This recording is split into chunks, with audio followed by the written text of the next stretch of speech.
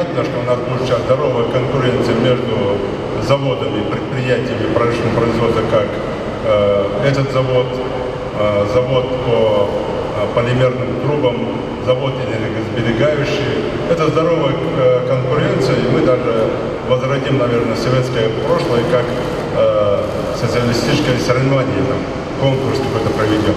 Я прошу вас всех, руководство этого предприятия и особенно работников, отнеситесь душой к своей работе, к своей профессии, учитесь, нарабатывайте, делайте все, чтобы именно продукция этого завода, этого предприятия гремела далеко за пределами именно своим качеством и своей конкурентоспособностью.